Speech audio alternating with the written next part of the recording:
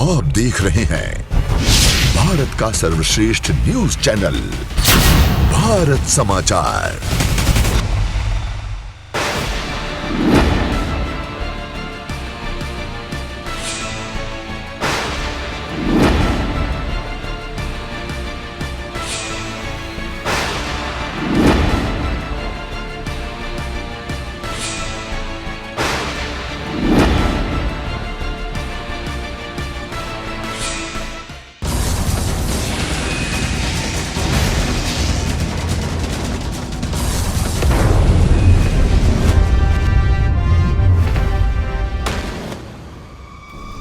अभिवादन स्वीकार कीजिए ब्रजेश मिश्रा का और आप देखना शुरू कर चुके हैं द डिबेट। बहनों भाइयों, इस समय प्रत्येक भारतीय का अगर सर्वे कराया जाए और उससे पूछा जाए कि क्या किया जाना चाहिए, जवाब एक ही होगा कि इस पूरे देश ने ठाना है पाकिस्तान ऑक्युपाइड यानी पीओके को वापस लाना है। इसके लिए हमें किस तरह के एफर्ट की ज़रूरत होगी, किस तरह की डिप्लोमेसी की ज़रूरत होगी, और क्या हम कोई मौका चूके हैं या फिर हमारे पास अब सॉलिड मौका है कि हम पीओके को पाकिस्तान से वापस लेकर कश्मीर का एक इंटीग्रल पार्ट घोषित करें। इन दिनों भारत के खिलाफ कई मुल्क लगे हुए हैं जो भारत को घेरने की कोशिश कर रहे हैं, और अमेरिका का रुख भी इन दिनों भारत के लिए ठीक नहीं है। उनके राष्ट्रपति के जिस तरह के बयान आ रहे हैं वो पूरे देश भर के लिए एक चिंता का भी विषय है। हमें इसके बारे में भी खुली चर्चा करनी चाहिए। बहन भाइयों, भारत ने पाकिस्तान को जिस तरह से घुसकर मारा, उनके एयर बेसिस को तबाह और बर्बाद किया, जिस तरह से पाकिस्तान के भीतर टेररिस्ट ठिकानों को भारतीय सेना के वीर जवानों ने और हमारी वेपनरीज ने नष्ट किया, उसने पूरे देश दुनिया भर का ध्यान भारतीय सेना की उच्च गुणवत्ता वाली प्रोफेशनल आर्मी का एक नया रूप देखा। पाकिस्तान इसको प्रोपोगेंडा करके कुछ भी स्वरूप दे, पाकिस्तान में के आतंकवाद समर्थक दूसरे मुल्क, चाहे वो टर्की हो, चाइना हो या अजरबैजान जैसे देश हों या अन्य मुल्क जो पाकिस्तान की इस आतंकवादी गतिविधि को फ़िलहाल सपोर्ट कर रहे हैं, ये वो भी इस हकीकत को जानते हैं कि भारतीय सेनाओं ने कितनी उच्च गुणवत्ता वाले कार्य किए, और मीटर या सेंटीमीटर में नहीं बल्कि एमएम में जाकर, मिलीमीटर में जाकर अपने निशानों की सटीकता की प्रामाणिकता को सिद्ध किया है। इसके लिए भारत को किसी सबूत देने की ज़रूरत दुनिया को नहीं है, क्योंकि दुनिया भर की जो इंटेलिजेंस कम्युनिटी है उनको ये बेहतर पता है कि भारत ने पाकिस्तान का क्या हाल किया है। ये पाकिस्तान ही था जो अमेरिका में गिड़गिड़ाता रहा था, और ये पाकिस्तान ही था जिसने भारत के डायरेक्टर जनरल मिलिट्री ऑपरेशंस, जिसे हम डीजीएमओ के नाम से जानते हैं, उनके यहाँ दरख्वास्त लगाई कि हम युद्ध रोकना चाहते हैं, हम सीज फायर चाहते हैं। बहनों भाइयों, ये हकीकत की बहुत सी बातें, लेकिन अब ये सब बातें पिछली हो गई और परिदृश्य लगभग क्लियर है। हमारे लिए दो विषय इस समय बहुत कंसर्न है जिन पर हमें खुली बात करनी होगी। मैं ये बात इसलिए कर रहा हूँ क्योंकि आज डिफेंस मिनिस्टर श्रीनगर में थे और उन्होंने पीओके का मुद्दा उठाया। बहनों भाइयों, 140 करोड़ भारतीयों की ख्वाहिश है, भारत का कमिटमेंट है, हमारी संप्रभुता का कमिटमेंट है। हमारी कश्मीर की विधानसभा और भारत की संसद में भी गुलाम कश्मीर जो पाकिस्तान के कब्जे में इस वक्त है, उसकी सीटें हमारे यहाँ आज भी रिक्त हैं। इस उम्मीद के साथ रिक्त हैं कि हम आज नहीं कल उस पाक ऑक्युपाइड कश्मीर को भारत का हिस्सा बनाएंगे। ये हमारे संवैधानिक संप्रभु राष्ट्र होने के नाते भारत की हुकूमत पर बैठने वाली प्रत्येक सरकारों का ये दायित्व है, वो किसी की भी सरकार हो। ये भारत की पॉलिसी का हिस्सा है, भारत की संप्रभुता और हमारे क्षेत्रीय एकता का एक अपरिहार्य अंग है कि पाकिस्तान ऑक्युपाइड कश्मीर हमारा है, हम इसे वापस लेंगे किसी भी कीमत पर। बहनों भाइयों, क्या ये एक उचित मौका था जब अभी ये एक लिमिटेड समय की एक वार चली भारत पाकिस्तान के बीच? क्या ये सही वक्त था कि हमें पाक ऑक्युपाइड कश्मीर को अपने कब्जे में लेना चाहिए था? और क्या हमारे पास वर्ल्ड कम्युनिटी का उतना सपोर्ट था? और क्या हम उस वार को एक नेक्स्ट लेवल पर ले जाने की स्थिति में थे? क्योंकि पाकिस्तान अगर पाक ऑक्युपाइड कश्मीर की तरफ हमारी आर्मी का मूवमेंट होता और हम कब्जे की कोशिश होती, तो क्या ये कन्वेंशनल वार की तरफ बढ़ती? सवाल नंबर 1। सवाल नंबर 2, जिसको लेकर पूरी दुनिया भर के डिप्लोमेट्स और कंट्रीज जिसको लेकर बड़ा कंसर्न रहती है कि पाकिस्तान के पास न्यूक्लियर वेपन है। बहनों भाइयों, न्यूक्लियर वेपन होने का ये मतलब नहीं कि आप किसी दूसरे मुल्क में आतंकवाद को एक्सपोर्ट करें, दुनिया भर में आतंकवाद फैलाएं। ये इस बात के लिए न्यूक्लियर बॉम्ब नहीं होते। वर्ल्ड कम्युनिटी को भी, यूनाइटेड नेशन को भी और अमेरिका जैसे मुल्कों को भी इस बात को समझना चाहिए कि आतंकवाद की एक ही परिभाषा है, चाहे वो 9/11 हो या 26/11 हो या फिर ब्रिटेन पर बमबारी हो या फिर यूरोप के भीतर का आतंकवाद। आतंकवाद एक है। अगर ISIS आतंकवादी है तो पाकिस्तान के भीतर मौजूदा टेरर इंफ्रास्ट्रक्चर भी आतंकवादी हैं। इस बात को यूरोप, अमेरिका, चाइना और यूनाइटेड नेशन को स्वीकार करनी पड़ेगी। आप उसे चरमपंथी या सिपरेटिस्ट या अलगाववादी गुट कह के उससे किनारा नहीं कर सकते, उसे बंदूकधारी नहीं कह सकते। ये आतंकवाद है और किसी भी देश को अपने निर्दोष नागरिकों के मारे जाने पर वही कार्रवाई करनी चाहिए जो भारत ने की।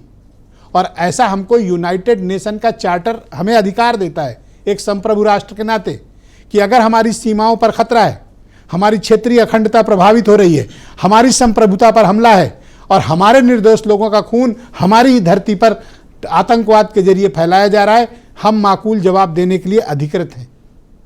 और ये भारत का कमिटमेंट है और हम एक उस कमिटमेंट को भारतीय सेनाओं ने, बहनों भाइयों, बहुत शानदार तरीके से पूरा किया है। ये बात मैं बड़ी विश्वस्तता से आपसे, प्रामाणिकता से कह सकता हूँ कि भारतीय सेनाओं ने जो किया हमें उस पर गर्व होना चाहिए।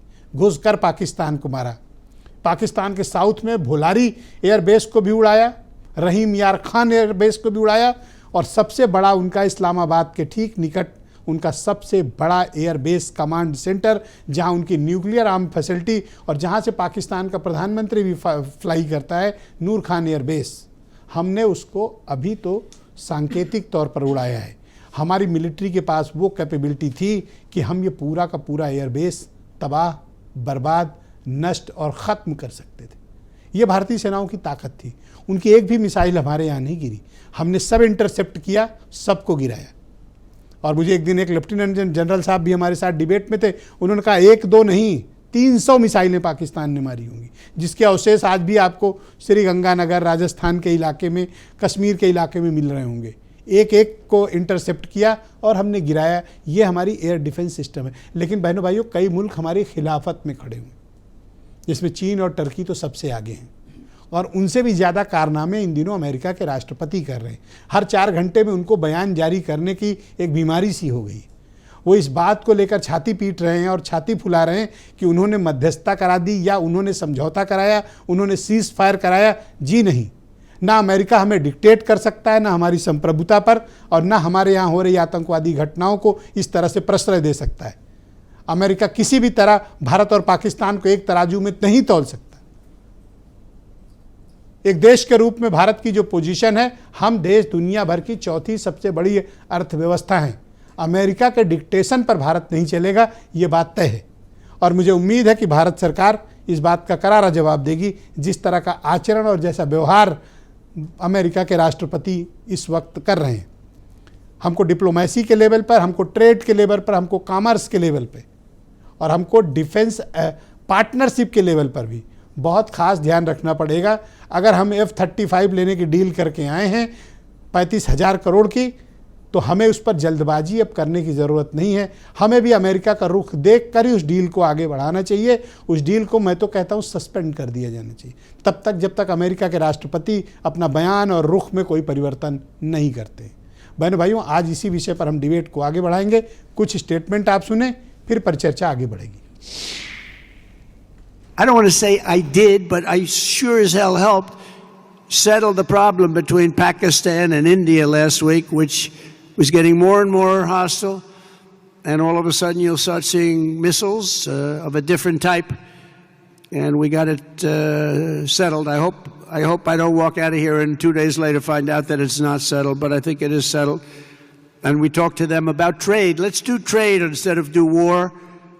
And Pakistan was very happy with that, and India was very happy with that, and I think they're on the way. You know, they have been fighting for about 1,000 years, in all fairness. So I said, you know, I could settle that up.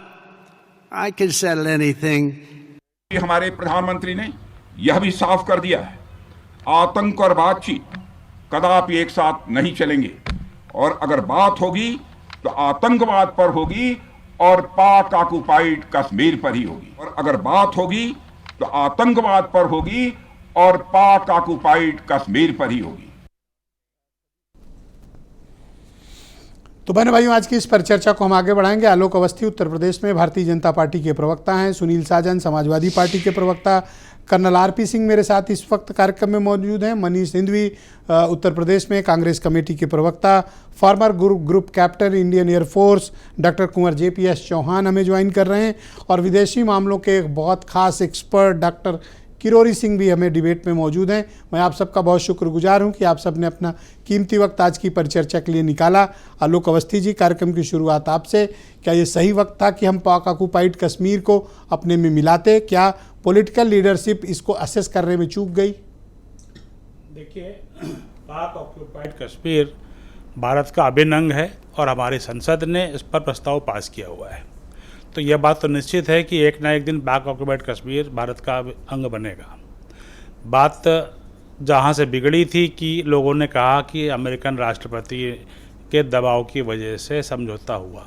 आज America के राष्ट्रपति का दूसरा बयान आ गया है, जिसमें वो ये कहते हैं कि मैंने कोई मध्यस्थता नहीं करी, मैंने दोनों देशों से बात करी थी। और उन्होंने ये भी कहा कि जो पहले उन्होंने कहा था कि हमने ट्रेड की धमकी दी थी कि हम व्यापार नहीं करेंगे, आज उनका बयान आया कि भारत और पाकिस्तान को आपस में व्यापार करना चाहिए। तो दोनों ही बातों से अमेरिकन राष्ट्रपति पीछे हटे हैं। इसके पहले भी डोनाल्ड ट्रंप जी ने जो बयान दिए थे यूरोप में और इसको रशिया और यूक्रेन को लेकर के, और हमास और इजराइल को लेकर के, वहाँ पर भी किसी भी देश ने उनकी कोई बात वहाँ पे नहीं मानी है। भारत एक स्वयंभू आत्मनिर्भर देश है, हमारा आत्मसम्मान सबसे पहले है, और ये हमारी नीति रही है कि हम बायलैटरल टॉक पे ही विश्वास करते हैं। और जब हमारे ऊपर पहले ही जब पहलगाम में हमला हुआ था, उरी में हमला हुआ था, तो हमने उसी समय ही राजनीतिक संबंध पाकिस्तान से ख़त्म किए थे। हमारे प्रधानमंत्री के लेवल पे, विदेश मंत्री के लेवल पे और NSA के लेवल पे कोई बातचीत नहीं हो रही थी। तो DGMO का ही एक तंत्र था जहाँ पर वो बातचीत कर सकते थे, वहाँ पर ही बातचीत हुई है। उसी बातचीत के आधार पर युद्ध विराम हुआ है। अब 3 सवाल हैं आपसे। क्या पाकिस्तान के साथ बात करेंगे? पाकिस्तान के साथ बातचीत भारत का जो ने जो अपना विषय रखा है कि हम सिर्फ कश्मीर, पाक ऑक्युपाइड कश्मीर पर बात करेंगे और आतंकवाद पर बात करेंगे। अपने आपस में बात करेंगे किसी न्यूट्रल कंट्री में, जैसा ट्रंप ने ट्वीट किया था? नहीं, संभव ही नहीं है। भारत शिमला समझौते से के अनुसार ही बात करता है और ये बायलैटरल है। हमने आज तक किसी मध्यस्थ को स्वीकार नहीं किया। हालांकि कांग्रेस जो है गई थी यूनाइटेड नेशंस जब नेहरू जी थे, लेकिन भारत आज जो है आत्मनिर्भर है और प्रधानमंत्री मोदी जैसा एक जिम्मेदार और मजबूत नेता भारत का नेतृत्व कर रहा है। सवाल ही नहीं उठता कि हम किसी देश को मध्यस्थ। अमेरिका के राजदूत को सम्मन करके नई दिल्ली उनसे अपना विरोध क्यों नहीं दर्ज करा रहा कि आपके राष्ट्रपति किस तरह के बयान दे रहे हैं? देखिए, जिस समय हमने 7 तारीख को अपने जो हमारा टारगेट था अचीव किया था, हमने 9 ठिकाने आतंकवादियों के पाकिस्तान और पाक कश्मीर में घुस करके गिराए थे, ध्वस्त किए थे। और उसके बाद पाकिस्तान ने जो 8 और 9 को जो रिटेलिएट किया था, उसके आधार पे फिर हमने उनके यहाँ नूर बेस और जखोकाबाद एयर बेस और कराची और कई जगहों पे हम लोगों ने हमले किए थे। तो इस बीच में भारत का विदेश मंत्रालय सभी देशों के संपर्क में था, चाहे अमेरिका हो, चाहे अन्य देश हो, चाहे यूरोपियन कंट्रीज हो, चाहे हमारे सार्क के देश हो। से विरोध दर्ज कराना चाहिए। भारत सरकार जो विदेश नीति है उसकी पॉलिसी के अंतर्गत ही अपना काम कर रही है। मुझे लगता है सरकार मजबूत हाथों में है, जो उचित कारण होंगे उन सबको इस्तेमाल कर रही है। ऑलराइट, सुनील साजन मेरे साथ मौजूद हैं, समाजवादी पार्टी के प्रवक्ता हैं। सुनील जी, क्या हम POK को अपने में शामिल करने का जो हमारा नेशनल कमिटमेंट है वो हमारे पास इसको पूरा करने का सुनहरा मौका था? बिल्कुल सुनहरा मौका था। और हम आपके कार्यक्रम के माध्यम से सबसे पहले तो सल्यूट करेंगे अपने देश की तीनों सेनाओं का। और ये भी सच है कि ये एक ऐसा माहौल था जब सेना के साथ, सरकार के साथ 144 करोड़ लोग पूरा समूचा विपक्ष, पूरा देश सरकार के साथ खड़ा था कि जो हमारे निर्दोष भाई सेना के बहन साथ भी मारे खड़ा गए। था जी। हाँ, सेना के साथ, सरकार के साथ, Exactly. सबके साथ खड़ा था और इस शर्त पे खड़ा था कि जो आतंकवाद है, हमारे नेता माननीय अखिलेश यादव जी ने इस बात को कई बार कहा कि आप आतंकवाद की जड़ पर हमला करिए, और सेना तैयार थी, सेना ने हमला करके दिखाया भी है। अरे पहली पहले दिन बार नौ टारगेट तबाह पाकिस्तान में पाकिस्तान घुस करके यह एहसास कराया है कि भारत की सेना की ताकत क्या है, उनकी टेक्नोलॉजी क्या है, यह पूरी दुनिया को एहसास कराया है। जब हमारी देश की सेना पाकिस्तान में घुसी तो 144 करोड़ लोगों को यह भरोसा हो गया कि जिन लोगों ने वो आतंकवादी घटना की थी उनके सर कलम होंगे, उनको मारा जाएगा। जहां से आतंकवाद पनप रहा है उनको अब सबक सिखाया जाएगा। इसी भावनाओं के साथ हम आप सब लोग चल रहे थे, सब लोग सपने देख रहे थे, लेकिन अचानक खबर आती है कि सीज फायर हो गया है। और खबर हमारे देश से नहीं आई, पाकिस्तान से नहीं आई। पाकिस्तान अगर कह देता कि सीज फायर हम सरेंडर कर रहे हैं तो अच्छा लगता, हाँ। कि डर रहे हैं। तो हमारी क्लियर कट विक्ट्री थी। हम लोग तो अपने देश का चौधरी प्रधानमंत्री जी को मान रहे थे, पता लगा प्रधानमंत्री जी का भी एक चौधरी है, वो अमेरिका से बैठ करके ट्वीट कर रहा है ट्रंप। और किस तरीके, मुझे तो तकलीफ इस बात की है, एक तरफ भारतीय जनता पार्टी जश्न मना रही, हमारे नेता माननीय अखिलेश यादव जी ने साफ कहा है कि जश्न जीत का होना चाहिए, सीज का नहीं। आप भावनाओं के साथ खेलें, देश की भावनाओं के साथ प्रधानमंत्री जी खेले हैं, बीजेपी खेल रही है।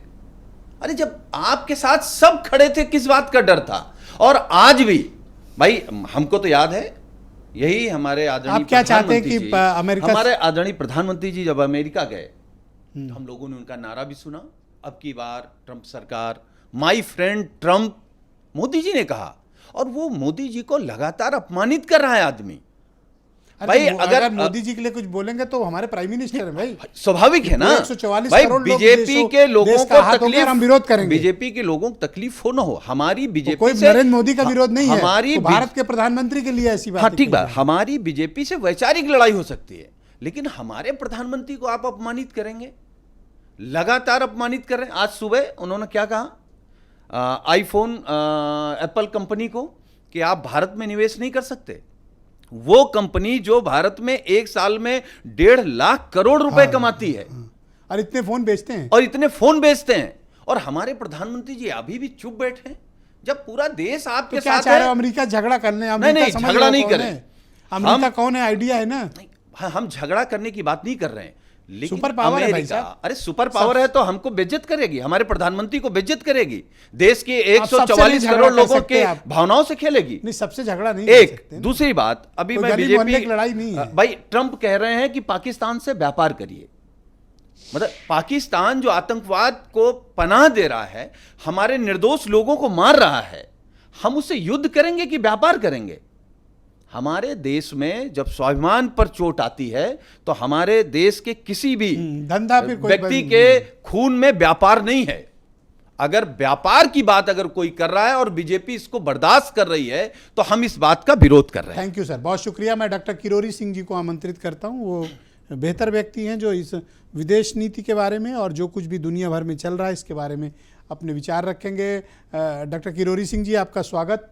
सर, ऑपरेशन सिंदूर का ग्लोबल इम्पैक्ट क्या है और अमेरिका का इस तरह का स्टेटमेंट्स देना और चाइना, टर्की जैसे कंट्रीज़ का पाकिस्तान के समर्थन में बोलना, इन सब को अगर आप मिलाकर देखते हैं परिप्रेक्ष्य में तो इसका ग्लोबल इम्पैक्ट क्या है? देखिए ब्रिजेश, सबसे पहले तो हम प्रेसिडेंट ट्रंप की ज़्यादा बात कर रहे हैं, लेकिन ट्रंप को लेके अमेरिकन पॉलिटिकल साइंस एसोसिएशन ने एक सर्वे करवाया और उस सर्वे के रिजल्ट ये हैं कि एंड्रयू जॉनसन और जेम्स बुचनान को छोड़कर जो सिविल वॉर के समय प्रेसिडेंट थे, सबसे बुरे राष्ट्रपति हैं अमेरिका के, सबसे खराब राष्ट्रपति दो को छोड़कर। तो प्रेसिडेंट ट्रंप की इस तरह की इमेज है जो अमेरिकन में है, तो इस रूप में ट्रंप को ज्यादा हम विश्वसनीय नहीं मानते, क्योंकि अमेरिका के लोग भी नहीं मानते हैं। तो इस तरह का सर्वे का रिजल्ट है। आपने बताया ऑपरेशन जो हमारा सिंदूर है और पाक ऑक्युपाइड कश्मीर की बात की, हर देश की संप्रभुता, अखंडता, भारत अपनी संप्रभुता, अखंडता और सुरक्षा के लिए प्रतिबद्ध है। देखिए, हमारी सेना को जो भी टास्क दिया गया है वो हमेशा पूरा किया है। पाक ऑक्युपाइड कश्मीर को लेना हमारी सेना को टास्क नहीं दिया गया था, तो इसलिए ये कहना कि हमने पाक ऑक्युपाइड कश्मीर नहीं लिया, क्योंकि वो पॉलिटिकल डिसीजन होता है पाक ऑक्युपाइड कश्मीर को, क्योंकि हमारी सेना एक्सक्लूसिवली प्रोफेशनल है। पाकिस्तान की सेना पॉलिटिसाइज्ड है, क्योंकि जब अमेरिका ने बातचीत की तो पॉलिटिकल लीडरशिप से की, लेकिन पाकिस्तान में सेना प्रमुख मुनीर से बात करनी पड़ी अमेरिका के विदेश मंत्री को, तब वहां पे वो एग्री हुए। तो हमारी सेना बिल्कुल प्रोफेशनल तरीके से है, जो टास्क दिया जाता है वो सिंसियरली पूरा करती है। अब पॉलिटिकल लीडरशिप और जो ऑपरेशन सिंदूर की बात कर रहे हैं, तो सेना को टास्क ये दिया गया था कि जो आतंकवादी अड्डे हैं, फैसिलिटीज हैं, जो भी अड्डे बना रखे हैं, तो उन पे हमें स्ट्राइक करना है। और अड्डे किस तरह के हैं? जो आतंकवादी अड्डे हैं उनमें या तो उन्होंने मस्जिद बना ली या मस्जिद में वो अड्डा बना रखा है, और उस दहशतगर्दों को वहां की वर्दी सपोर्ट करती है, और उन्होंने मजहब को उसमें लपेट लिया है। तो ऐसा लगता है कि ऑपरेशन सिंदूर किया वो तो आतंकवादी अड्डों पे किया, लेकिन यह आरोप लग रहा है कि मस्जिद पे किया। तो इस तरह का कुछ नहीं है, लेकिन इतना संयम बढ़ता, इतने संवेदनशील थे, कोई भी सिविलियन जो प्लेस था या मिलिट्री एस्टेब्लिशमेंट था उसको भी स्ट्राइक नहीं किया। सर, मेरे कुछ सवाल हैं आपसे। How to deal America, how to deal China, how to deal Turkey? देखिए, तीनों को अलग अलग लेवल पे डील करना पड़ेगा। जहां तक अमेरिका का सवाल है, हमारी सरकार ने स्पष्ट रूप से कह दिया कि हमें मध्यस्थता की जरूरत नहीं है, मध्यस्थता नहीं करवानी है, क्योंकि भारत की ये पुरानी नीति है कि पाकिस्तान और भारत के संबंध या चीन और भारत के संबंध, चीन और भारत को लेके भी कह दिया है। क्योंकि पिछली बार भारत के प्रधानमंत्री अमेरिका गए थे तो ट्रंप ने ये कहा था चीन और भारत में कोई मुद्दे हो तो मैं मध्यस्थता कर सकता हूं। उस समय भी ऑफर दिया था, मैं हेल्पफुल हो सकता हूं, लेकिन भारत ने कोई उसका अनुक्रिया नहीं की है। तो अमेरिका के साथ हमारा व्यापारिक रिश्ता भी है। अमेरिका में इंडिया NRI बहुत हैं। अमेरिका के विकास में भारत के जो लोग हैं उनका योगदान है वो बहुत ज्यादा है। ये ट्रंप ने जब वहां से इमिग्रेशन पॉलिसी में निकालने की बात की तो उन्हीं की टीम के लोगों ने कहा कि इस तरह निकाल दोगे तो अमेरिका का विकास रुक जाएगा। तो भारत और अमेरिका के रिश्ते बिल्कुल अलग प्लेन पे हैं। चीन और भारत के रिश्ते हैं वो एक अलग लेवल पे हैं, क्योंकि अमेरिका से हमारी स्ट्रेटेजिक पार्टनरशिप है, चीन से हम एंगेज्ड रहना चाहते हैं, और टर्की से अब रिश्ते जिस तरीके के हुए हैं वो एक स्पेसिफिक संदर्भ है पाकिस्तान को लेके। जब ऑपरेशन सिंदूर हुआ उस समय के रिश्ते टर्की से हमारे बिगड़े हैं, अदरवाइज टर्की से इतने खराब रिश्ते हमारे। बहुत शुक्रिया sir, please continue with us sir. मैं इस डिबेट को थोड़ा आगे बढ़ाना चाहता हूं। मेरे साथ कर्नल RP सिंह जी भी मौजूद हैं। कर्नल साहब, बहुत स्वागत और धन्यवाद। मैं देख रहा हूं कि पिछले 3-4-5 दिनों से, जिस दिन से सीज फायर हुआ है सैटरडे मॉर्निंग इवनिंग बाई 5:36 से, उसके बाद से एक चर्चा चल रही है इंडियन कम्युनिटीज़ में, हम लोग की कम्युनिटी में, कि ये पाक ऑक्युपाइड कश्मीर को वापस लेने का एक बहुत सुनहरा मौका था। हमें इस पर अपनी लीडरशिप को इस पर गो अहेड करना चाहिए था। आप क्या मानते हैं कि ये सही वक्त था या फिर अभी सही वक्त आएगा, हमें इंतज़ार करना चाहिए? नहीं, सही वक्त तो था 1947-48 में, सही वक्त तो था 1965 में, सही वक्त तो था 1971 में। तो सही वक्त तो हमेशा रहता है, लेकिन इस बार हमारा मकसद क्या था? हमारा मकसद ही केवल टेररिस्ट के खिलाफ जाने का था, तो इसलिए सही वक्त नहीं है। हम उसके लिए जा ही नहीं रहे थे POK के लिए। POK के लिए जिस पर्पज़ से जा रहे हैं वो काम हमारा शुरू हो चुका है। हम पहले से हमको जानना चाहिए कि हमें पीओके लेने के लिए क्या कार्रवाई करनी जी। है, उसके लिए हम काम कर रहे हैं, जिसमें हमने 370 को हटाया है। उसके बाद से हमने जो आपके वहाँ पे सरकार आ चुकी है, अब हमें पीओके को अपने पास एक प्रोविंस के हैसियत से वो खुद उनको हमारे पास लाना है, और जब वो आ जाएंगे तो जैसे उसके बाद से पीओके अपने आप मर्ज कर जाएगा जी। मिलिट्री एक्सेशन का जो तरीका था वो बहुत पहले था, जिसको 47-48 में था, और वो किसी पर्पस से हो नहीं पाया, सर कंटिन्यू करें, आपकी और आवाज इस आ रही है, बात बोलते के रहें लिए जी। हम कैमरा देखो पूरी। नहीं चल रहा है सर, आप बोलें। अब इसके लिए यही कर सकते हैं कि थैंक यू, अब हम यही कर सकते हैं कि मिलिट्री जो है, इसके लिए जब भी सिचुएशन ऐसी आए कि हम उसको वहां पे अपनी सेनाओं को, जब पीओके चाहता है कि इंडिया के साथ मर्ज हो जाए, तभी हम उस पर कार्रवाई करें जी। देखिए, पीओके के अंदर भी 2 प्रोविंसेस हैं, बलूचिस्तान आपके जो हैं गिलगिट का इलाका है, और आपका जो है आपके नीचे जो उसका इलाका है दूसरा वो इलाका जी। अब तो इस स्थिति में भारत को जो कार्रवाई करनी है वो शुरू कर दिया है, जिसमें से अभी देखिए वहां पे ऑलरेडी ये आपके इंडस वाटर ट्रीटी को रोका गया है। पीओके के अंदर जो लोग समर्थन कर रहे हैं पाकिस्तान के आतंकवाद को, उसको रोकने की कोशिश की गई है। पाकिस्तान के जो हमारे जो सेनाएं हैं उनको ऑलरेडी बॉर्डर के ऊपर बैठाया हुआ है, जिससे अगर कोई किसी प्रकार के इतनी बर्बादी तबाही का सामना करना पड़ा, हमारी सेनाओं ने जिस तरह से पाकिस्तान के एयरबेसेस, उनके ठिकानों को अटैक किया, मिसाइलें मारी, हारने के बावजूद या बेइज्जत होने के बावजूद कोई जश्न कैसे मना रहा है? पाकिस्तान में क्या प्रोपेगेंडा चल रहा है?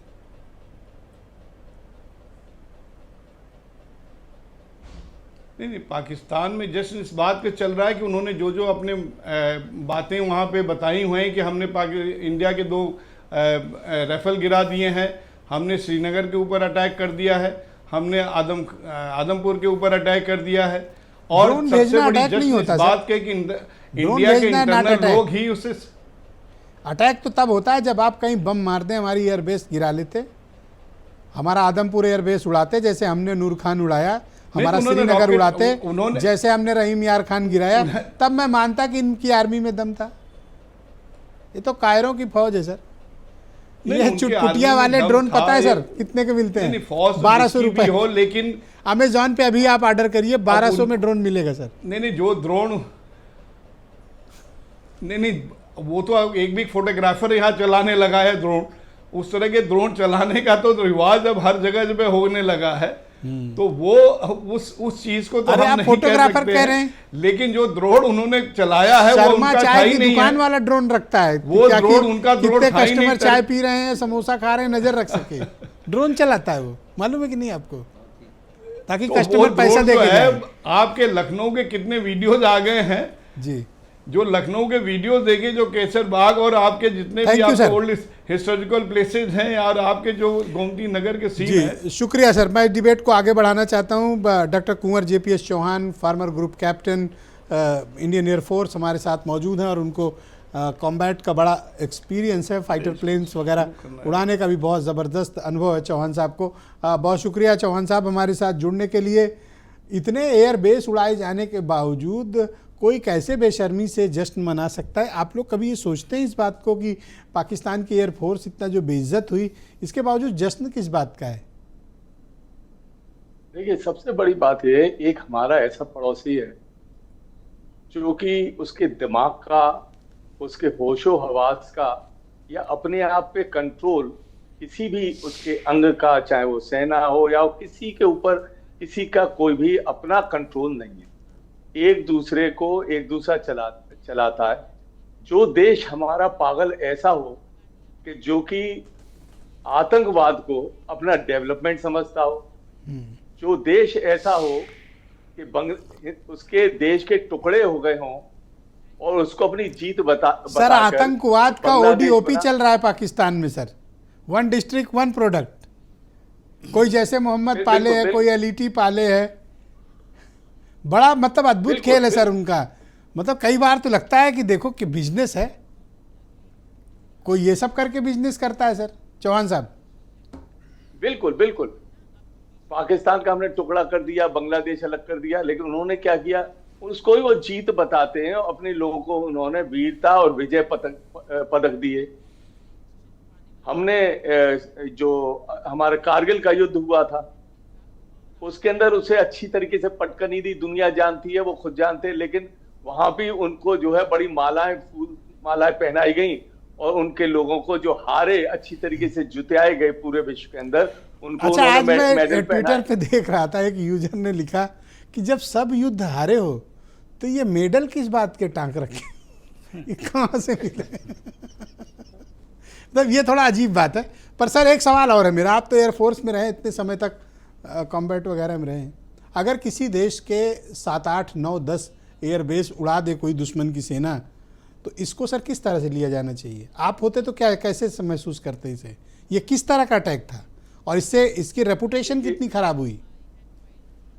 बिल्कुल, इसके कई बड़े दूरगामी परिणाम है। सबसे पहले तो मोराल, जो वहां का मनोबल है, अगर मैं होता और हमारे साथ ऐसा होता तो सारी सेना का मनोबल टूट गया होता, पहली बात। और ये पाकिस्तान के साथ भी, हमारी जहां अगर आप देखें कि हमारे सेना के जितने भी लोगों ने मीडिया एड्रेस करी, या अगर आप देखें हमारी पॉलिटिकल लीडरशिप जिन्होंने की अलग अलग मौकों पर, चाहे प्रधानमंत्री हो या हमारे दूसरे लोग हों, हमारे मिनिस्ट्री ऑफ एक्सटर्नल अफेयर्स के लोग हों, जिन्होंने भी संबोधित करी, उनकी एक बॉडी लैंग्वेज थी।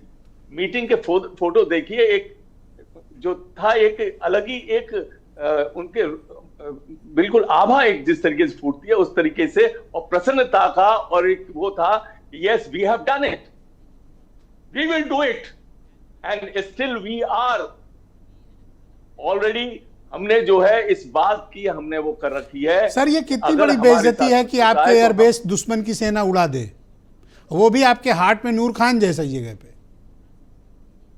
बिल्कुल। अब देखिए, एयरबेस उड़ाने का मतलब है वो भी किस तरीके से, आपके पूरे एयर डिफेंस को, मैं एयर डिफेंस में था, एयर डिफेंस सिस्टम को बिल्कुल बीच में जैसे कोई था ही नहीं, उस तरीके से करके pin pointed attack with in 23 minute. इसकी हताशा विजय जी इससे नजर आती है कि उनको अच्छी तरीके से पता लग गया कि भारत की ताकत क्या है। सर मुझे एक तस्वीर बहुत अच्छी लगी और वो मैं उसको मढ़वा रहा हूँ सर, मैं अपने ऑफिस में लगाऊंगा, अभी से आपको बता दे रहा हूँ।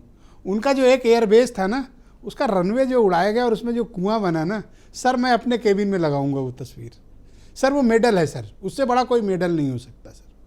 आप हकीकत कह, उस तस्वीर को लगाया जाना चाहिए, हर भारतीय अपने अपने यहाँ लगा ले। रनवे पर कुआं बना दिया सर, क्या अचीवमेंट है सर।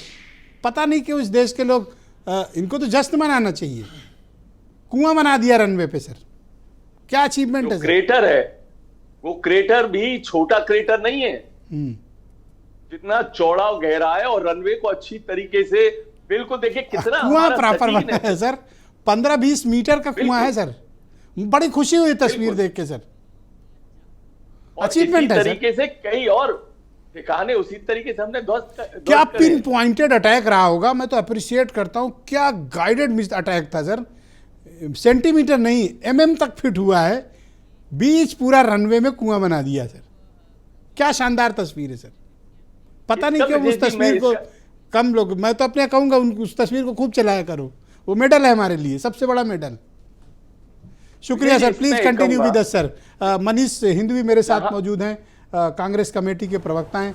मनीष जी, कांग्रेस पार्टी किस तरह से लेती है जो कुछ भी विदेश नीति में इन दिनों चल रहा है, कुछ देश हमारे खिलाफ भी खड़े हुए, अमेरिका का जो स्टैंड है वो कभी इधर कभी उधर, अधिकांश तौर पर जिस तरह का स्टेटमेंट ट्रंप का आ रहा है वो, इन सब को लेकर आपकी पार्टी क्या ओपिनियन रखती है?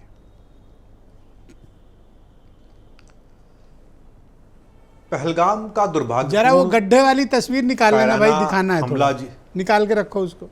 हाँ बोलिए इंद्र जी। जिस दिन हुआ पहलगाम का कायराना हमला जिस दिन हुआ उस दिन से पार्टी लगातार सरकार के सपोर्ट में है और कह रही है कि आप इस पे जो भी एक्शन लेंगे हम आपके साथ हैं। हमने कहा कि सर्वदलीय बैठक बुलाई है, दुर्भाग्यपूर्ण था प्रधानमंत्री जी उसमें नहीं आए, मगर हमने उसमें भी कहा कि हम सरकार के और सेना के साथ हैं। सरकार ने ऑपरेशन सिंदूर शुरू किया, हम लगातार हमने CWC की बैठक बुलाई, हम सरकार के साथ रहे, हम लगातार सरकार के साथ खड़े रहे कि सेना के साथ खड़े रहे कि नहीं आप जो भी एक्शन लेंगे हम उसके साथ रहेंगे, पूरी तरीके से साथ रहेंगे जी। दूसरी बार सर्वदलीय बैठक बुलाई गई, फिर प्रधानमंत्री जी उसमें नहीं रहे। सवाल इस बात का है कि प्रधानमंत्री जी क्यों सर्वदलीय बैठकों में नहीं जा रहे हैं, ये तो वही जवाब दे पाएंगे। तीसरा महत्वपूर्ण सवाल यह है कि कुछ चीजें इस बीच में ऐसी हैं जो परेशान करती हैं। सेना का पराक्रम चरम पर था और आप लगातार कह रहे हैं कि जो अभी क्रेटर की बात आप कर रहे थे कि रनवे उड़ा दिया, हम अंदर घुस गए। इस समय जब मनोबल जो सेना का था वो आसमान पर था, क्यों रोक दिया गया अचानक से? और आप जिस ट्रम्प की बात कर रहे हैं, दुर्भाग्यपूर्ण पहलू देखिए, कुछ चीजों को नकारा नहीं जा सकता है। आपसे आधा घंटा पहले ट्रंप ने सीज फायर की घोषणा की और आपने वही काम 6 बजे किया। इसका मतलब वो लोग उस प्रक्रिया में शामिल थे। तो कैसे शामिल थे, क्यों शामिल थे? एक तीसरा देश मध्यस्थता करी क्यों? अगर मध्यस्थता नहीं कर रहा, बात भी कर रहा था तो क्यों बात कर रहा था? क्या जरूरत थी उसकी? अगर हमारे और पाकिस्तान के बीच में होना था। एक दिन पहले अपने भाजपा ने अपने ट्विटर हैंडल पर लिखा कि साहब हम फ्यूटाइल पीस टॉक्स के फेवर में नहीं है, हम तो घुस के मारेंगे। अगले दिन आपने सीज फायर स्वीकार कर लिया कि साहब पाकिस्तान रोता हुआ आया था। तो अगर पाकिस्तान पहले दिन रोता हुआ आया होता तो आपने ऑपरेशन सिंदूर भी ना शुरू किया होता। यह कौन सी बात हुई? दूसरी बात, आपकी विदेशी नीति का फेल्योर देखिए कि एक तरफ वॉर चल रहा है और IMF $1 बिलियन का बेल आउट पैकेज दे रहा है पाकिस्तान को, आप वो भी नहीं रोक पाए। दूसरी बात, $7 बिलियन का दूसरा पैकेज भी उसने अप्रूव कर दिया है, आप वो भी नहीं रोक पाए। कल वेडनेसडे यानी कल बुधवार को सुबह आपने ग्लोबल टाइम्स यानी चाइना का जो अखबार है और TRT वर्ल्ड जो टर्की का अखबार है, आप उसको ब्लॉक करते हैं और 4 ही घंटे में फिर उसको वापस फ्री कर देते हैं। क्यों? यानी आप ब्लॉक करते हैं और फिर 4 घंटे में रिन्यू कर देते हैं। एक तरफ आप चिल्ला रहे हैं कि साहब टर्की और चाइना ने पाकिस्तान का साथ दिया और दूसरी तरफ आप ब्लॉक करके फिर छोड़ देते हैं। ये आप कर क्या रहे हैं? ये कैसी ढुलमुल रवैया और कैसी पॉलिसी है आपकी भाई? ना आप चाइना पे आपका मुंह खुलता है, ना पाकिस्तान, ना अमेरिका पे आपका मुंह खुलता है। बोलने में पता नहीं क्यों डर लगता है आपको। अरे तो आप चाहते हैं अमेरिका से झगड़ा करने? खराब होती जा रही है सर। अब सबसे झगड़ा मत कराओ सर। अरे मैं कोई झगड़ा नहीं चाहता, लेकिन कम से कम आत्मसम्मान तो बनाए रखिए, आत्मसम्मान तो बनाए रखिए। अरे तो क्या ऐसा कर दिया ट्रंप क्यों ने? बता रहे हैं आप? यही तो कह रहे हैं ना कि हमने अरे ट्रंप लगातार आपकी बेइज्जती कर रहे हैं दुनिया के फोरम पर। वो कह रहे हैं कि मैंने डांट दिया, मैंने व्यापार की धमकी दे दी, सब तो कह रहा है। वो छोड़ क्या रहा है वो आदमी? और जिस दिन वो ये कह रहा है कि नहीं साहब हमने मध्यस्थता नहीं की, हमने तो बातचीत की, उस दिन भी वो कह रहा है टिम कुक से कि तुम अमेरिका वहां पैसा मत लगाओ एप्पल का, और आप उसको दोस्त बताए फिरते हुए। और आप क्या चाहते हो? कर रहा है दुनिया में। आप लार्जेस्ट अपोजिशन पार्टी हो, आप भी जिम्मेदार लोग हो। मैं ये चाहता हूं कि ये पूरा देश सारा विपक्ष सरकार के साथ खड़ा है। सरकार को ये ढुलमुल रवैया बंद कर देना चाहिए। सरकार को कुछ सख्त निर्णय और सख्त कदम उठाए जाने। तो आप क्या चाहते हो, अमेरिका से लड़ जाएं हम? भाई मैं ये चाहता हूं कि सबसे पहले तो ये सरकार एकदम खुलकर ये कहे, मोदी जी ये खुलकर कहें कि नहीं साहब कोई तीसरा देश इन्वॉल्व नहीं था। ये लोग चुप्पी तोड़ें ट्रंप पर और अमेरिका पर। ये लोग इस चुप्पी को तोड़ें कि साहब चाइना का जो भी ये इस वक्त चाइना कर रहा है, और ये बतावे कि ग्लोबल टाइम्स और TRT वर्ल्ड पर ब्लॉक कर क्यों उसको ओपन किया गया। मैं चाहता हूं आलोक अवस्थी इसका जवाब चाहता है। आपके हर एक सवाल का जवाब मैं रूलिंग पार्टी के प्रवक्ता से दिलाता हूं। आलोक जी एक एक करके जवाब दीजिए। देखिए ब्रजेश जी, जो कांग्रेस सवाल खड़े कर रही है उसको मैं स्पष्ट रूप से बताना चाहूँगा कि जो आप चाह रहे हैं कि बायलैटरल टॉक को हमने, हमारे विदेश सचिव ने प्रेस कॉन्फ्रेंस करके बाकायदा बताया कि हमें किसी देश की मध्यस्थता स्वीकार नहीं है और जो भी बात होगी वो पाक ऑक्युपाइड कश्मीर और आतंकवाद पर होगी, तो कोई सवाल उस पर नहीं खड़ा होता है। दिक्कत कांग्रेस के साथ क्या है कि वो चाचा कोतरेची, अंकल मिशेल और अब्बू जॉर्ज सोरोस के जाल में फंसे हुए हैं। उनको हमेशा विदेशी, उसमें हमेशा विदेशी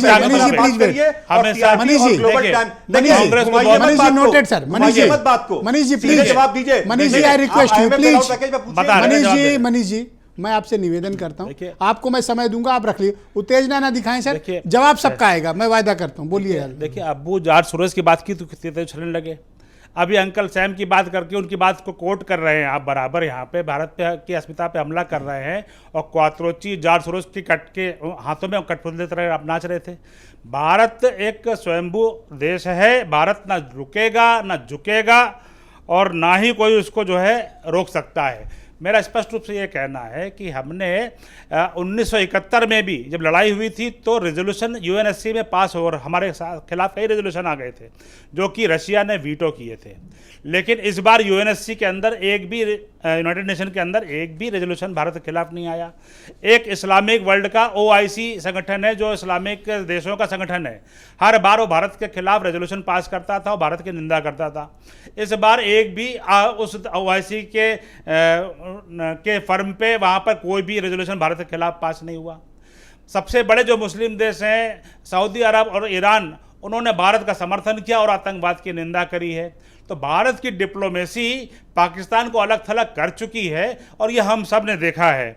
और नूर खान एयरबेस और जखोखाबाद एयरबेस को उड़ाना और सरगोदा, बहावलपुर और लाहौर के अंदर घुस कर के हमला करना, यह हमारे बहादुर हमारे जो वायु सैनिक हैं उनकी सबसे बड़ी जो है स्ट्रेंथ है। क्योंकि सरकार का जो पॉलिटिकल पक्ष है, जो राजनीतिक स्थिरता है, और जो राजनीतिक हमारे जो नेता नरेंद्र मोदी हैं, जो उन्होंने अधिकार सेना को दिए, सेना ने उसका बखूबी उपयोग किया है। लश्कर, जैश और हिजबुल के हेडक्वार्टर्स को सैकड़ों किलोमीटर अंदर घुस करके पाकिस्तान के अंदर हमने उड़ाया है। तो आपको असुविधा और दुविधा कहाँ पर हो रही है? क्या आप हमने जो हमला किया उस पर आपको एतराज है, या आप ये कह रहे हैं कि 1971 का जब युद्ध हुआ था तो आपने तो इंदिरा गांधी को उसका श्रेय दे दिया था, लेकिन जब इसके पहले हमने जब सर्जिकल स्ट्राइक करी, एयर स्ट्राइक करी, और आज हमने जब ऑपरेशन सिंदूर किया, तो क्या उसका श्रेय आप जो है नरेंद्र मोदी जी को नहीं देना चाहते हैं? देखिए, भारत में जो पॉलिटिकल जो है लीडरशिप है, पॉलिटिकल लीडरशिप जो है सेना को आदेश देती है, पॉलिटिकल लीडरशिप सेना को आदेश देती है। पाकिस्तान में उल्टा है, वहां सेना की जो लीडरशिप है वो पॉलिटिकल लीडर्स को आदेश देती है। तभी तो किरोड़ी साहब कह रहे हैं कि वो आपको बहुत गंभीरता से सोचना चाहिए, भारत को एकजुट रहना चाहिए, और इस तरह की बातें जो आप कर रहे हैं विपक्ष में बैठ करके, वो नहीं करना चाहिए। ऑलराइट, साजन जी, मैं आपसे जानना चाहता हूँ, जो प्रश्न अभी अपोजिशन की तरफ से जवाब देना चाहता हूँ मैं सर दूंगा, आपको तुरंत लाऊंगा अभी इनके बाद, उसके बाद एक्सपर्ट के पास चलूंगा। क्या वो सवाल जायज हैं, वो की पूछे जाने चाहिए? नहीं, विपक्ष जो सवाल कर रहा है, सिर्फ विपक्ष नहीं, ये आप नहीं कह सकते कांग्रेस कर रही, समाजवादी पार्टी। अच्छा, आलोक जी कह रहे हैं जो सवाल उठा रहे हैं वो देश की अस्मिता पे उठ रहे हैं, पूरा देश। अच्छा, वो फोटो दिखवा दें? हाँ, बिल्कुल दिखवा दीजिए, उस पर सबको गर्व है। अरे भैया फोटो लाओ, वो उस पर सबको गर्व है। और हम केवल एक चीज भारतीय जनता पार्टी से जानना चाहते हैं, आप ये मत कहिए कि हमने किया। देखो सर, कुआं देखो। हमने का मतलब, अरे कुआं देखो सर। नहीं, कुआं देख रहे हैं, ये तो गर्व की बात है। वही तो कह रहा हूं, मेडल है सर। यही हमारे देश की सेना की ताकत है, कुआं है सर। लेकिन कुआं करने के बाद आप सीज फायर पे चले गए। ये कहां कुआं है? ये प्रधानमंत्री में कुआं है, ये देश की सेना का कुआं है, खोद दिया सर। और ट्रंप ने इधर भी किया कुआं मोदी जी पर।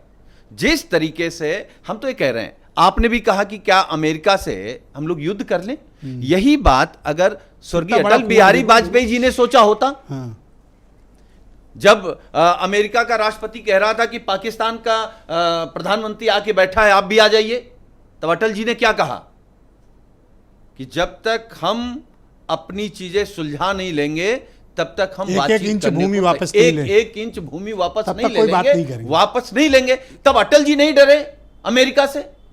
जब पाकिस्तान के 2 टुकड़े इंदिरा गांधी जी ने किया तो इंदिरा जी नहीं डरी, आप ट्रंप से डर गए। क्यों डर गए? जब पूरा देश आपके साथ खड़ा तब आप ट्रंप से क्यों डर गए? और ट्रंप किस तरीके की बात कर रहा है? कह रहा हमने धमका दिया, हम व्यापार बंद कर देंगे, हम निवेश नहीं जाने देंगे।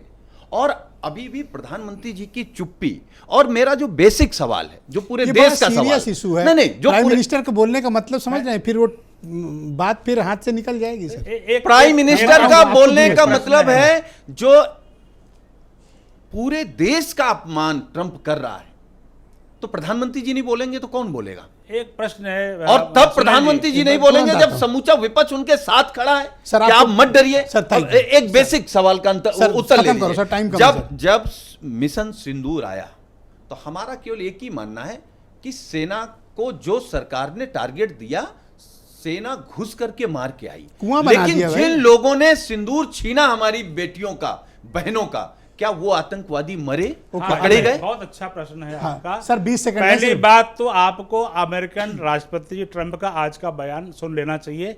वो सारी पुरानी बातों से वो घूम के पलट गए हैं, इसलिए उस बयान पर जो अगर आप पहले के बयानों पर टिके हैं, सुबह का बयान आज पलट गए। अरे आज सुबह उन्होंने बोला है। अरे अरे सुन लिया, बयान मेरे सामने है भाई, भाई। मुझे अपनी आप बात रुक जाएं, आप उनको बोलने दें। इतना झूठ एक बोलेंगे। बारी कहे तो लेने दीजिए आप लोग। ब्रजेश जी, भाई, इनको ये वो लगता all clear है है। कि मोदी जी ट्रंप का का अपमान बयान- केवल बीजेपी का अपमान सर है। सुन लो, अरे भाई, बात तो सुन लो, ट्रंप अपमान कर आप रहा बात है सुन लो, पूरे देश का आप अपमान बात है। सुनो सर, आप बात सुनो। ब्रजेश जी, आपने अपने इस बुलेटिन के आप डिबेट बोलें। के शुरुआत में आपने ट्रंप का बयान चलाया है, उसको दोबारा चलवा दीजिएगा तो हिंदवी जी आप से बोल आपको दें, देख आप लेंगे। बोलिए, हाँ। मेरा इतना कहना है कि जो सवाल खड़ा किया हमारे सुनील यादव जी ने कि जिन लोगों ने हमारे 26 बेगुनाह लोगों की हत्या करी है, उनके हत्यारों के साथ क्या किया है। उनको हत्यारों को हमारी सेना ढूंढ रही है। आज एक को मार दिया है, 3 मारे गए, उसमें से एक वही मारा गया है। ये सेना का जो है वो है। और सबसे बड़ी बात, जो उनके बाप थे जिन्होंने पैदा किया था ऐसे 5 दुर्दांत आतंकवादी जिन्होंने सैकड़ों लोगों की हत्याएं कराई होंगी, उनको पाकिस्तान के अंदर घुस करके मारा। ऑलराइट, मनीष सिंधवी हिजबुल के, सर, जैश के फिर और टाइम बचा लश्कर के दूंगा सर, हेडक्वार्टर आप को शांत हो उड़ाया। जाएं सर। 100 से अधिक ओके, ऑलराइट। आतंकवादियों को मारा, मनीष सिंधवी पाकिस्तान के अंदर घुस करके सर, मारा। सर, धन्यवाद सर। तो यह आज तक thank you sir, thank you sir. Alright, मारा नहीं। मनीष ब्रजेश जी, सिंधवी, go आपने ahead। मेरे पिछली बार के वक्तव्य के बाद आपने कहा कि मैं आलोक जी को चैनल लाइव ला रहा हूं और ये आपकी बातों का जवाब देंगे। इन्होंने क्या किया, इधर उधर गोल मोल घुमा दिया। मैंने आईएमएफ के बेलआउट पे सवाल किया, इन्होंने जवाब नहीं दिया। मैंने इनसे पूछा कि टर्की और चाइना के IMF भी थोड़ी टीआरटी बेचारे वर्ल्ड से ग्लोबल टाइम्स पर जवाब दीजिए कि बैन क्यों लगा के बैन क्यों हटाया गया, इन्होंने जवाब नहीं दिया। मनीष जी, आपका देखिए, IMF पे बात आपकी घुमाने कांग्रेस से की बात मोनोपोली सीधी रही है नहीं क्या? होती है। कांग्रेस की आईएमएफ के पे सर, मोनोपोली एक रही सेकंड है रुक जाओ, क्या? बात भी शांति रखो। यूएनएससी पे तो आप प्रस्ताव नहीं रोक आप पाए सुनो कभी। सर, आप सुनो सर। ओआईसी जो सर, हो प्रस्ताव गया आपके सर। खिलाफ करता था, आलोक जी, सुनिए, इतना अब संयम सुनिए रखो पहले। सर। अरे हाँ, सुनिए आप पहले। संयम रखो सर, सुनिए संयम पहले। रखो। हाँ सुनिए, आप बोलिए, मनीष जी बोलिए। है ना? तो मैं सिर्फ इतना कहना चाह रहा हूं कि इनका किसी मसले पर सीधा जवाब नहीं। इनका कहना है कि साहब वो जो बोलेगा, जो सवाल करे, सवाल हमारा हक है पूछने का। हम सेना के साथ हैं, हम देश के साथ हैं। ऑपरेशन सिंदूर चल रहा था, हम लगातार आपके साथ खड़े रहे, लेकिन आपने अचानक से सीज फायर घोषित किया। आपने सेना का मनोबल तोड़ा है, आपने इस देश के लोगों की आकांक्षाएं और विश्वास तोड़ा है। आपको जवाब देना पड़ेगा कि कहां फेलियर हुई है। थैंक यू सर, बहुत शुक्रिया सर। धन्यवाद। धन्यवाद। डॉक्टर किरोरी सिंह जी मौजूद हैं sir. Thank you sir, thank you sir. थोड़ा वक्त कम है, सेकंड राउंड है सर। इस डिबेट को आगे बढ़ाना, हमारे पास 3 टॉप एक्सपर्ट भी हैं, डॉक्टर किरोरी सिंह जी भी मौजूद हैं। ये प्रश्न उठ रहा है कि जब हम मिड ऑफ द वार में थे डॉक्टर किरोरी सिंह जी, आईएमएफ पाकिस्तान को फंडिंग अलाउ कर रहा था, लोन दे रहा था सर, ये सीरियस इशू है।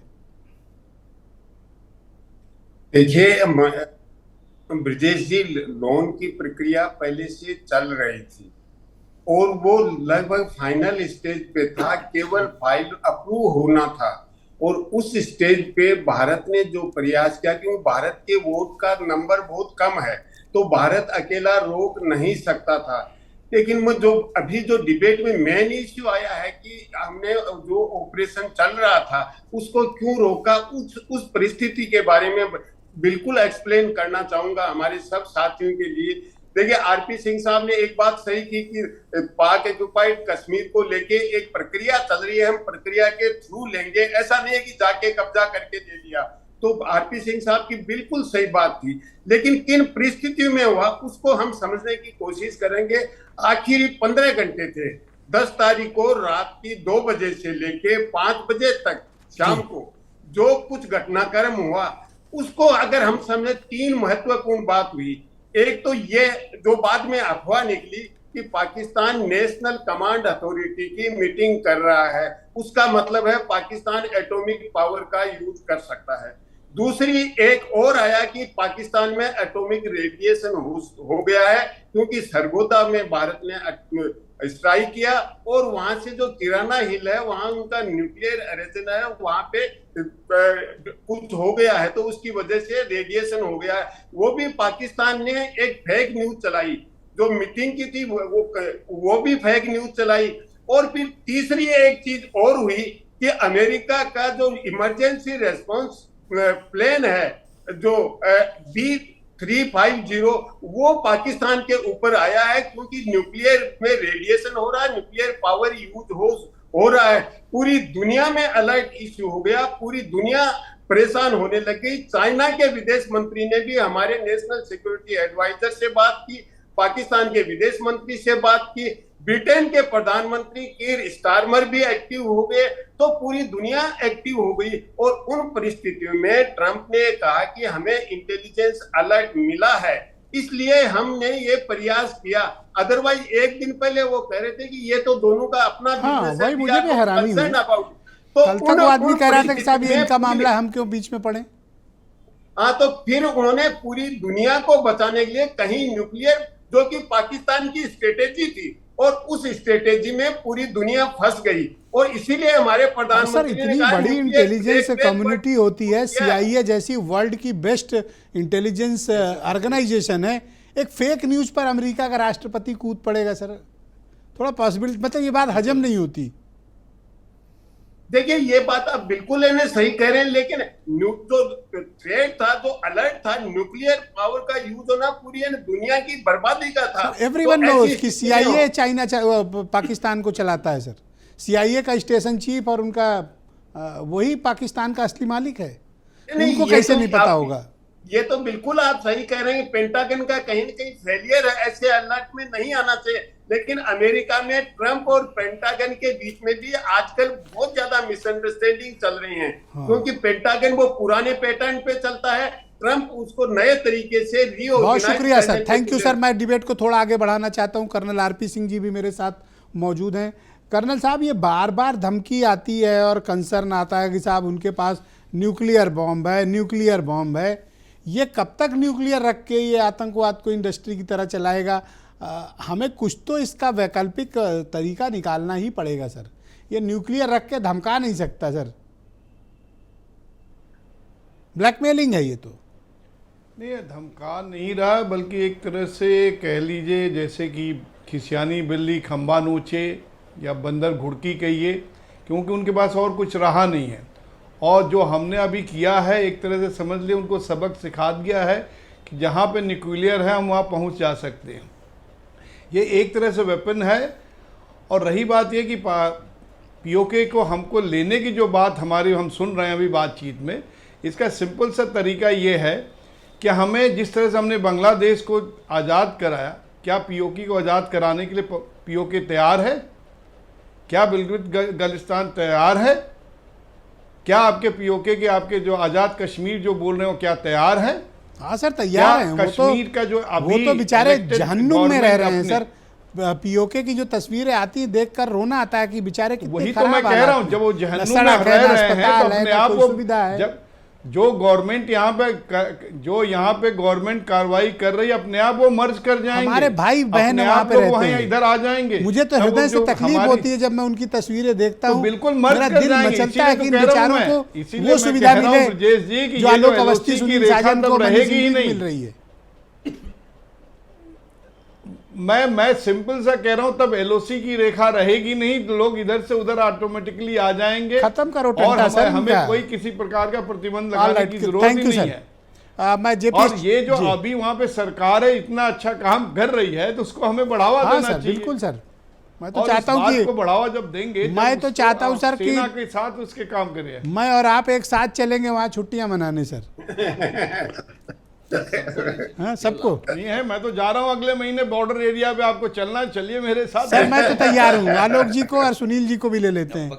हाँ, इनको लेके चलते हैं। चौहान साहब, ये मैं आपसे जानना चाहता हूँ कि ये न्यूक्लियर बॉम्ब रख के कब तक ये ब्लैकमेलिंग चलेगी?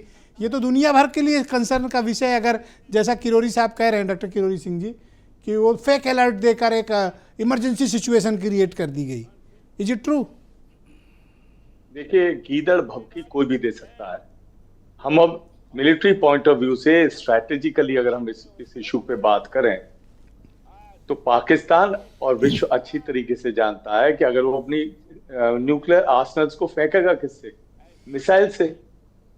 और मिसाइल उसने देख ही ली कि हमारे एयर डिफेंस सिस्टम ने उसी के बॉर्डर क्रॉस करने से पहले उनको जो था डिस्ट्रॉय कर दिया।